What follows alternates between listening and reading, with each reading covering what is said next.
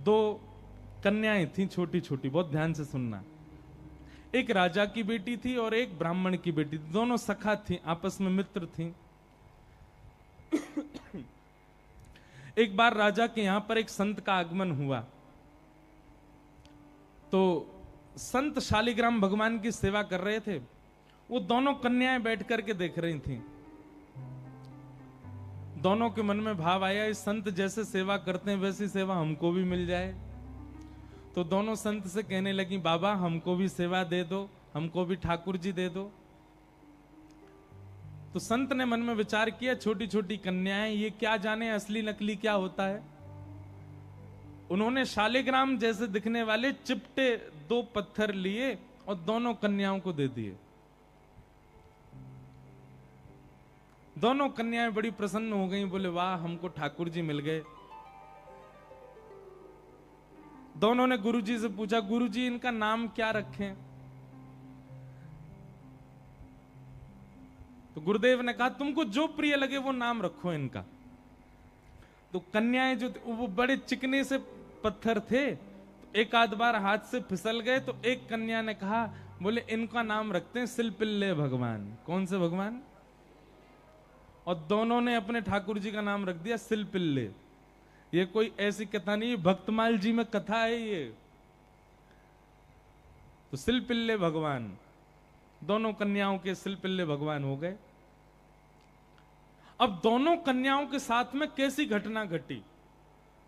तो जो ब्राह्मण कन्या थी, जब थोड़ी बड़ी हो गई, सिलपिल्ले भगवान की सेवा करती थी। उसके 2 भाई थे, दोनों भाइयों में विवाद हो गया, दोनों भाई अलग अलग रहने लगे। एक दिन विवाद के कारण बड़े भाई ने छोटे भाई के घर में आकर के लूट मार करी, उसको मार पीटा और घर का सारा सामान हड़प के ले गया। उसी सामान में बहन के सिलपिल्ले भगवान भी ले गया। और बहन तो बेचारी रोने लगी, उसके तो ऐसे प्राण हो गए मानो बस अब जीवित ही नहीं रह पाएगी ठाकुर जी के बिना। रोने लगी, भैया से कहने लगी, भैया बोला पूरा घर लुट गया, उसकी तुझको चिंता नहीं, वो तेरे पत्थर के भगवान खो गए उनके लिए रो रही है। बोले वो पत्थर नहीं है, मेरे प्राण है, मेरे जीवन है, वो नहीं मिले तो मैं प्राण निकल जाएंगे मेरे। बोले जा, किसी और ने थोड़ी लूटा, बड़ा भाई है हमारा, जाके मांग ले, दे दे। तो बहन अपने बड़े भाई के घर गई और बड़े भाई से जाके कहा, भैया कुछ मत दो, सब रख लो अपने पास, पर मेरे सिलपिल्ले भगवान। अब सिलपिल्ले नाम सुनते ही सब हंसने लगे वहां पे। और जितने भी उसके भाई के साथ, वो तो गुंडा प्रवृत्ति का था, उसके साथ में जितने भी लोग सब हंसने लगे। अच्छा क्या नाम तुम्हारे ठाकुर जी का? बोले सिलपिल्ले भगवान। और जोर से हंसे। भैया मेरे भगवान दे। बोले अंदर सारा सामान पड़ा है, तू जाके अपने आप ढूंढ ले ठाकुर जी कहां हैं। अंदर जाने लगी तो एक जो उसके भाई का पूरा गैंग था, उसमें से एक बोला, अगर तेरी इतनी भक्ति है कि तू अपने भगवान के बगैर नहीं रह पा रही, तू यहीं खड़ी खड़ी बुला ले, तेरे ठाकुर जी अपने आप ही निकल के आ जाएं।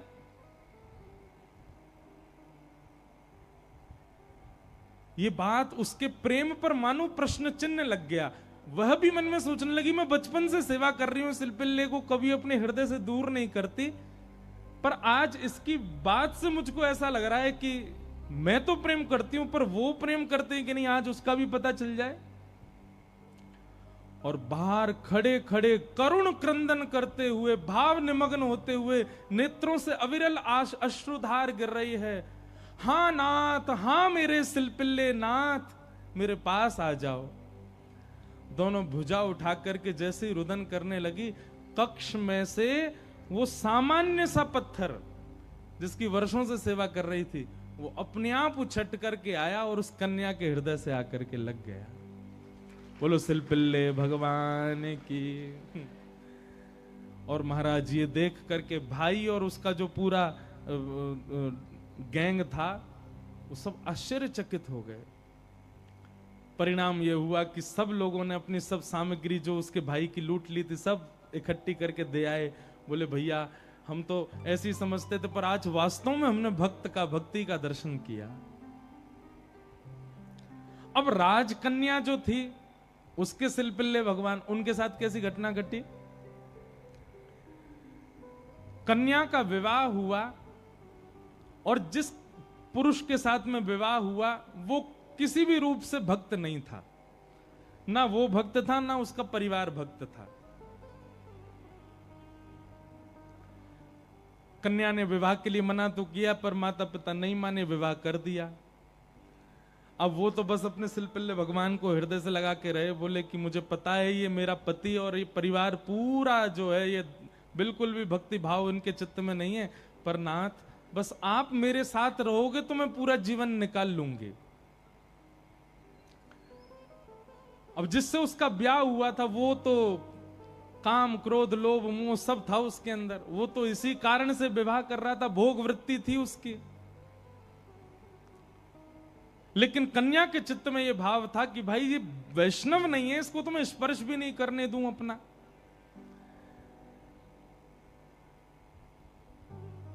रात्रि में चर्चा कर रहा था पत्नी से, बातें करने लगा, बातें करते करते और उसने कहा ये क्या है तुम्हारे हाथ में? बोले ये मेरे भगवान है, सिलपिल्ले भगवान।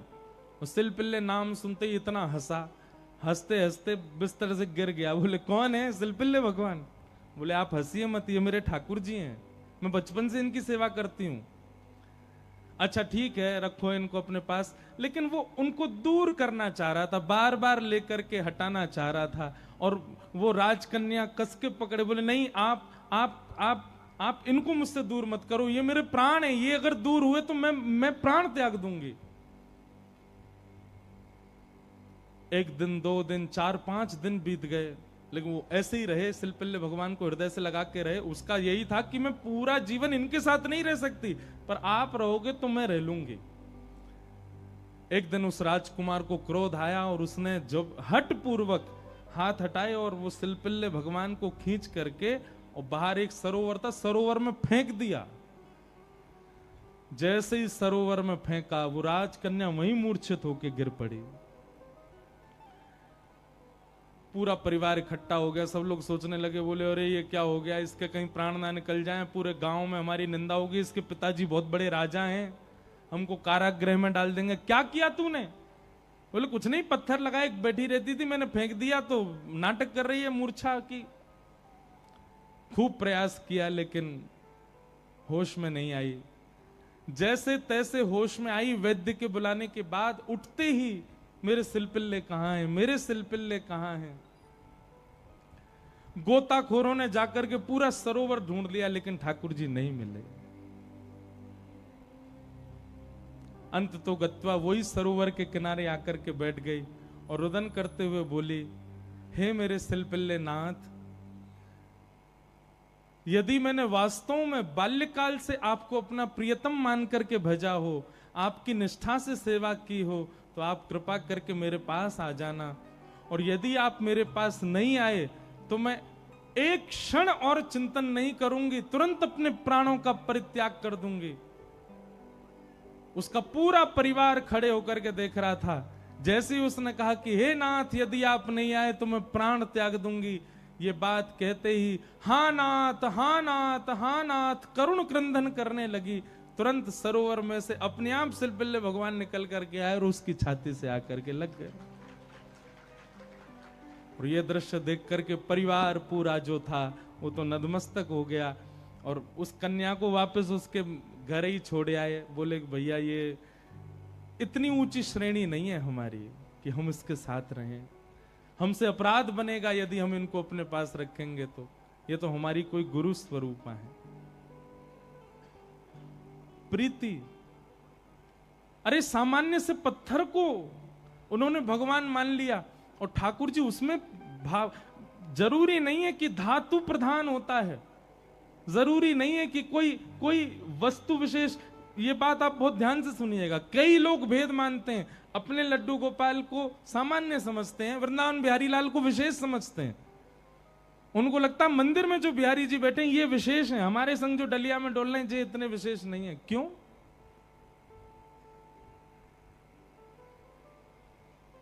ये भेद दृष्टि मत रखो। वो बिहारी जी जितने श्रेष्ठ हैं उतने ही श्रेष्ठ आपके ठाकुर जी हैं। ये विश्वास प्रगाढ़ रखो अपने ठाकुर जी के प्रति, ये भाव प्रगाढ़ रखो। तो भैया संसार में हर वो वस्तु चली जाएगी आपसे दूर जिसको आप स्नेह भरी दृष्टि से देख लोगे।